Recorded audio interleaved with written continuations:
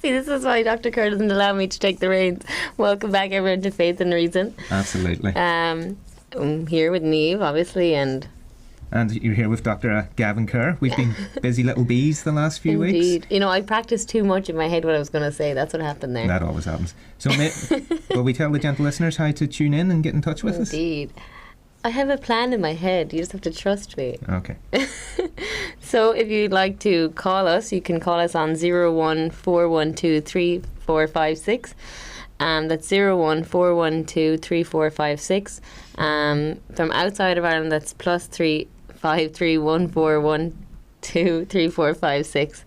For text or WhatsApp us, you can text us at 089 467 2000. That's 089 467 2000.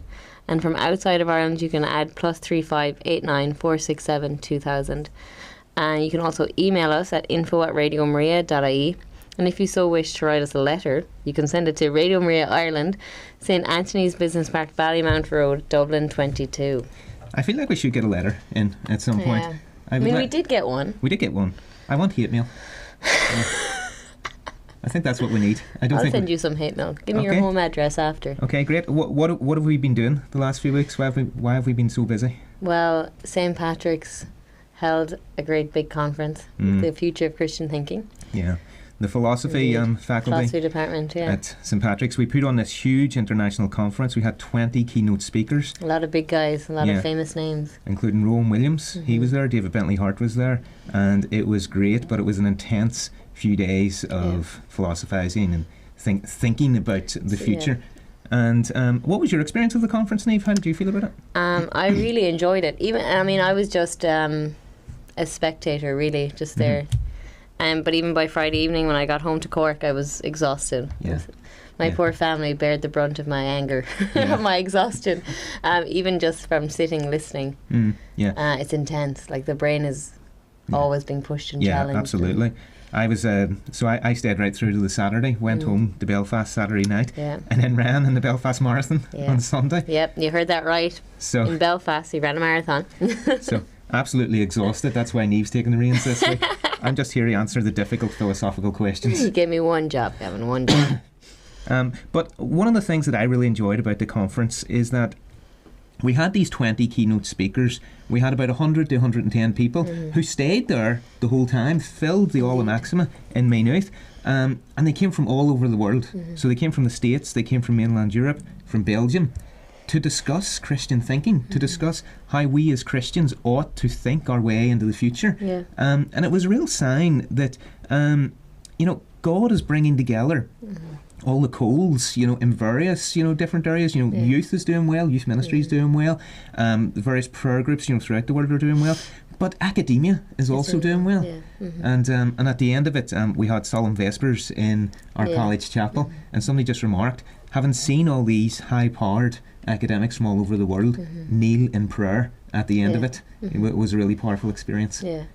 So we've got reasons to be hopeful, gentle listeners. Will because, we always? Even for them, for yourselves, high academics, even, like, it comes from the Lord and it ends with the Lord.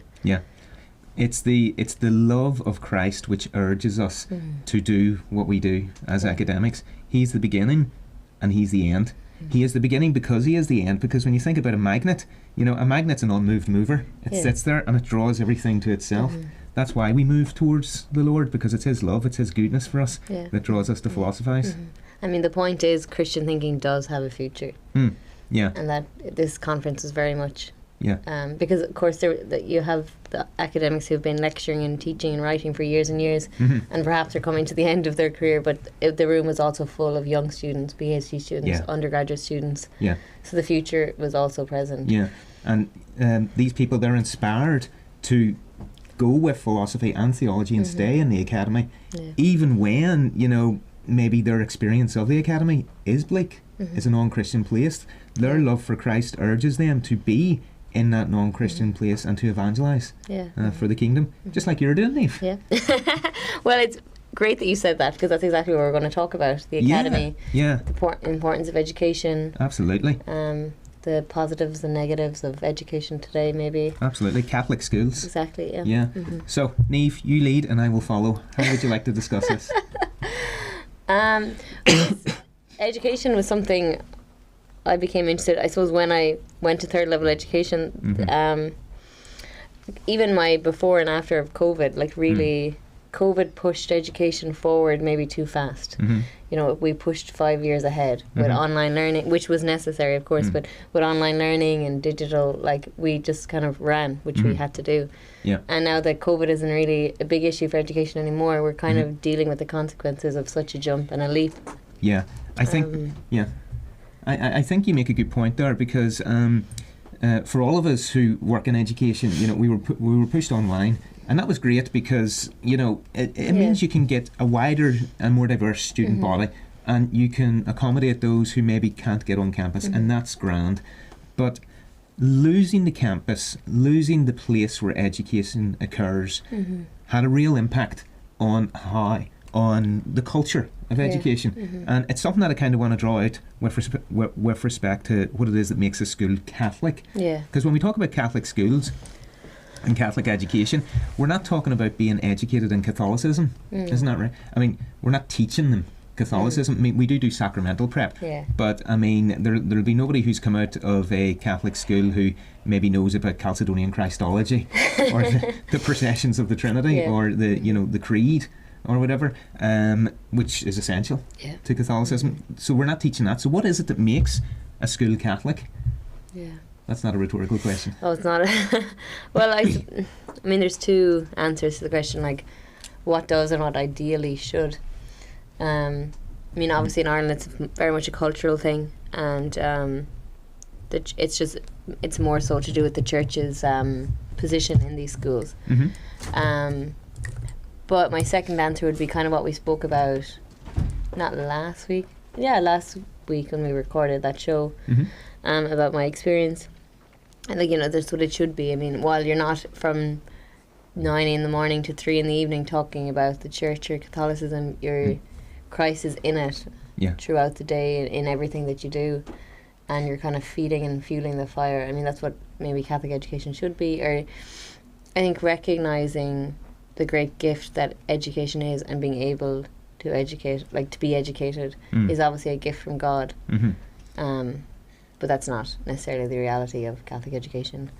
Would it be true to say that ideally a Catholic education focuses on the student first and foremost? The student is the centre of attention of a Catholic education.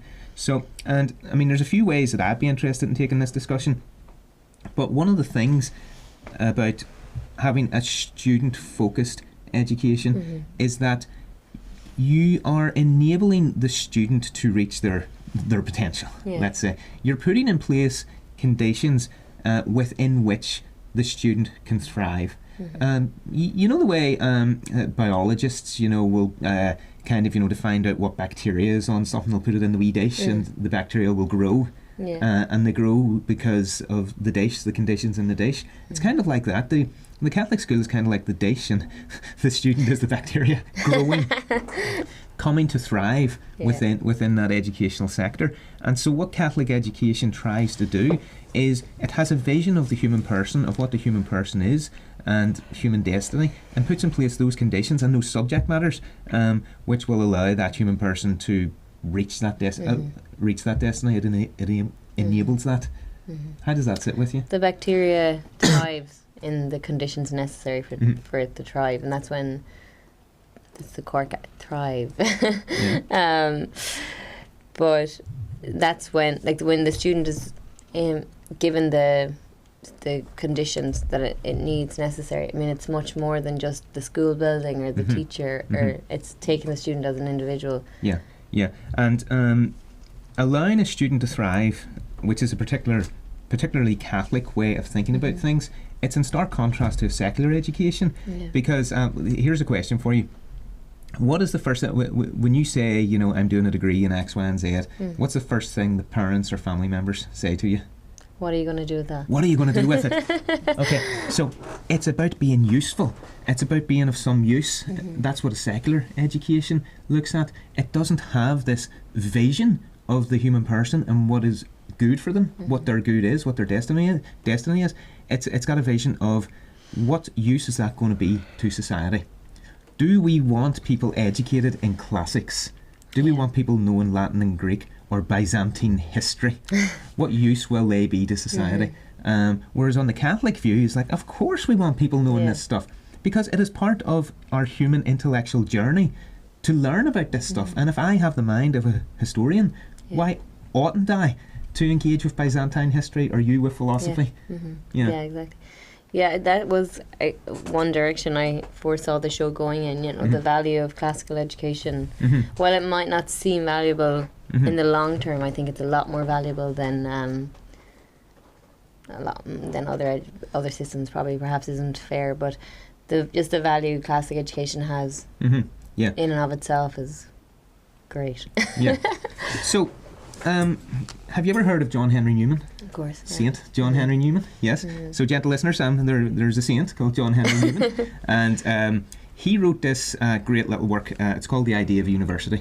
Have you read it? No, but I've heard of it. Am I boring you? You're yawning? No, my Catholic education is just tiring me out. It's tired you out? Yeah. My Catholic education ended today, actually, but that's a side note. Yeah, you had your final class today. Yeah, indeed. So we're going to make you emotional on the radio. We're going to make the indefatigable Niamh Palmer break down on the radio. So, John Henry Newman, you've heard of him. Of course. So, he wrote this work called The Idea of University, and he wrote it before setting up the Catholic University in Ireland. What his and in it he explains what his vision is for a Catholic university, and it's not teaching Catholicism. You need it. I mean, that's what the church does. The church evangelizes. The church is what makes us Catholics. But a Catholic-inspired education has this vision of the human person and teaches what are called the liberal arts. Have you heard of the liberal arts? Why do you think they're called liberal? Do they make us all liberal? No, I'd imagine it takes liberal to mean like freedom. Yeah, go on. Freedom in education. Yeah, you're absolutely right. The liberal arts, and learning the liberal arts and being engaged with the liberal arts, the likes of your classics, your philosophy, your theology, they liberate the mind to think for itself. They liberate the person to think for themselves, and that's what the goal and the value of a Catholic education is, to allow people to be able to think for themselves, to discipline them to think. So, I mean, we teach children how to walk, how to talk. We teach them grammar, how to speak properly. Why can't we, teach them to regiment and structure their minds so that when they're met with, reality, they can think things through? Yeah. What do you think of that? Just teach children to walk. It reminds me of one of the people in my class was saying that's how their lecturer ended their class yesterday, with this quote. It was from a poem that I don't know because I'm not in this class, but the quote was something like, the teacher teaches the student to walk so that they can dance. And I mean, that's very much what a classical education hopes to do, I think. Yeah, and that goes back to our great friend Socrates, doesn't it? Because Socrates never claimed to be a teacher. He never claimed to have students. Why was that? Or have you finished with your philosophy? You don't need to answer difficult philosophy. I sign off on the philosophy train tomorrow at 1 p.m. 1 p.m. you sign off. So you're still a philosopher now? Yeah. Okay. But I'm still not sure of the answer. Socrates referred to himself as a midwife of knowledge. Of course, yeah. This I'm obviously familiar with, Yeah, and that whole idea, think about that. Socrates accompanies the student so that the student can break forth and be himself or herself, so be authentic.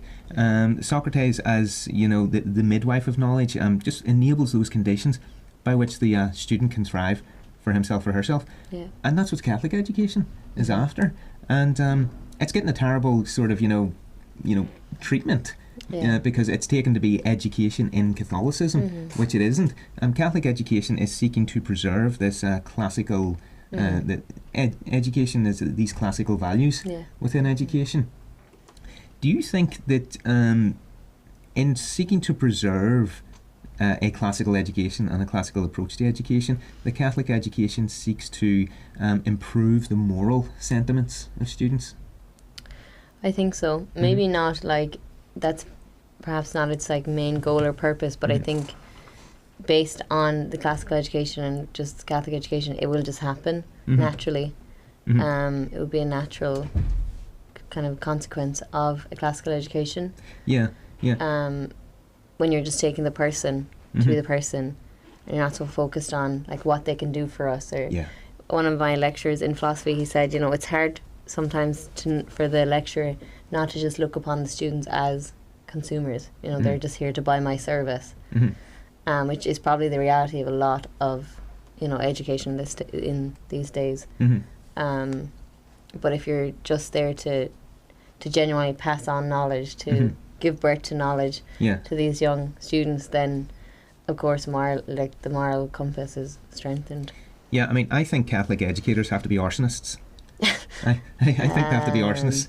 So, of course, you mean to set them on fire. To set them on fire, absolutely. Not light things on fire. They should avoid that. That's what we talk about with St. Catherine, isn't it? Sienna, of course, yeah. St. Catherine, she was a wee arsonist, didn't she? Yeah. She lighting that whole world on fire. And that's what a Catholic educator has to be, because as Aristotle points out, by nature all men desire to know. And that's just in us by nature. And if we don't feed that or fan that up in the flame, that desire to know will become hampered, and people will not be able to, you know, be authentically human. And so as educators,